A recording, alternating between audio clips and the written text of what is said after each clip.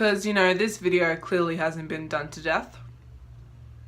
Hello and welcome to Basspick Reviews, and in today's episode, as you can tell, I'm not doing a movie review or a final thought or anything like that. I am doing a movie theater rant. In all honesty, I am very lucky that I haven't had any like really bad experiences, although I'm only 18, so there's probably many to come. But the few that I have got here, I suppose they're kind of universal in all honesty, but these are also just some of my thoughts on going to a movie theater and all that kind of stuff. Okay, first of all, we're going to start off with the obvious, phones. Why? Why do people feel the need to go on their phone during a movie? Now, yes, I know if it's like a bad movie, do your thing, go on your phone. It's probably going to be way more interesting than the movie itself.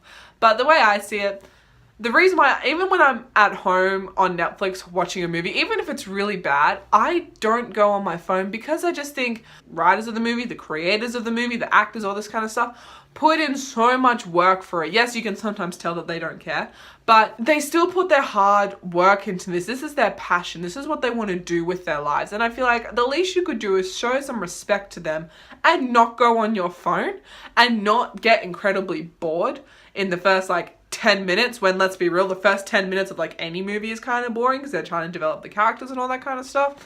So the way I see it, like I said, even if I'm at home watching a movie like on Netflix or something, or even on DVD, I still don't go on my phone because I think, you know, these people put some hard work into this. Let's give them the respect they deserve and watch this from an analytical perspective, because I can't watch a movie, I have to analyze the movies. I've got no issue whatsoever. If, you know, someone wants to bring food into the movie theater, they want to buy their popcorn, they don't want to eat anything, that is completely cool. I don't mind. However, this could be just me, but if I know I've got a packet of something, like a packet of chips or lollies or something that, you know, when you open it, it's going to make noise, why would you choose like the most intense part, the quietest part, or just in the movie in general to open it? Like, wouldn't you think, okay, trailers are going, now's a good time to open it because there's so many explosions right now? Or like, you know, before you even enter to open it? Like, why do people feel the need that it's always the most intense part as well, I've noticed, in a horror movie, in a comedy movie, in a romance movie, no matter what it is, the most intense part, they think, oh, I know, let's just open this bag of chips, for example, and it makes, you know, the noise it makes. Why then? And to quote I Hate Everything, hopefully I won't get copyrighted for this either, but is it just me, or does like a movie theater like amplify all other sounds around you and just like heighten your senses of pretty much everything? Like, you can definitely hear when someone's about to open something and you're like, don't open it, they've opened it, great. But it's not even they can just like open it softly. No, they have to like do, and I know exactly, like, you're gonna look at me as if to say like this is really weird, but you know exactly what I'm talking about. When they get a packet of something and they like rub it to then open it, and I'm like, for starters, can you open it without pleasuring it? But then at the same time, it's like, why? Like, why? Okay, and then the final-ish one I have to talk about is why. Okay, no, I'm not gonna tell you how to raise your kids whatsoever, because being a parent is probably the hardest. No, it is probably the hardest job that anyone would have to do. You don't even get paid for it or anything like that, so I'd imagine it's very difficult. But I will say this. Why would you bring a baby, a toddler, or really anyone under the age of like 6 to a movie theater where they know they have to sit and be still for at least an hour and a half? Although, let's be real, right now movies now go for like 2.5, 3 hours, let's be real. But when I saw Black Panther with a friend, right, basically where I was sitting, directly behind me, there was this one mum and about 6 teenage girls. And by teenage girls, we're talking like just got their periods teenage girls. Like, we're talking like 12, 13, 14-year-olds. Like, that's what we're talking about here. Granted, I don't know if they're all sisters or some of them were friends, because obviously some of them were just friends. And so that was all good. And then right next to me, part of this same kind of family, I guess, were these 2 girls who looked around the ages of like 6, 7, 8, in that kind of age range. So I'm like, okay, this is going to be fairly interesting. And then, of course, you hear the cry.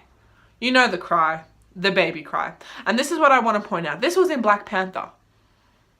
Of all the movies you could take a baby to, you took them to see Black Panther. Like, I mean, That would be like taking a baby to like Texas Chainsaw Massacre. Like, what are you doing? It's gonna be violent. It's going to be violent. Like, really? Like, any explosion scenes, any of that kind of stuff, this baby would start crying. And I want to point out, we saw this movie at like 6:30 at nighttime, which granted is kind of early, but let's be real, Marvel movies go for like 2.5, 3 hours. So this movie didn't actually finish till like 8:30, 8:45, because it's kind of long. So why would you bring a baby knowing they have to sit there or like be like cuddled or whatever for that amount of time? Like, really? But the other thing is that the teenage girls behind us were obviously, because with everyone clearly needs to know what you're doing, they were trying to take photos of like their movie ticket for like Snapchat or whatever, but they of course chose to do it when like the ads and stuff were going and like after the ads before the movie starts. So their flash was on, and I could just hear a woman who I'm assuming was like in a couple because there was like someone else with her just say, "Turn off your effing phone." And I thought that was kind of funny. But then these two girls who I want to point out, the like 6, 7, 8-year-olds who sat next to me, because they were that young, they were constantly going, "Oh my god, that's so bright. Oh my god, this. Oh my god, that. Oh my god, do you remember when this happened in school? Oh my god, I have to go to the bathroom." And ish like that. So they were constantly talking and like moving around and stuff. And I actually felt really bad for the mum, because she apologized to me profusely when the movie was over. Because like I said, these girls were talking through a lot of the movie, the teenage girls, all 6 of them.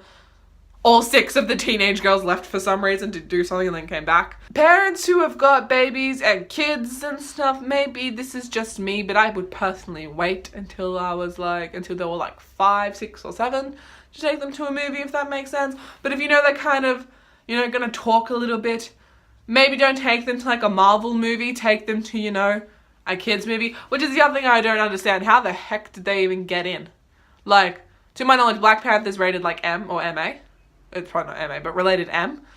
How did these like 8-year-old kids get in? How did these 13-year-olds get in? Like, you know what I mean? How did a baby get in? Like, you know what I mean? Oh gosh, I can't wait to read the comments after I said that. God, okay. So yes, this is pretty much my movie theater rant. Like I said, it's not even a rant, it's just more me noticing stuff.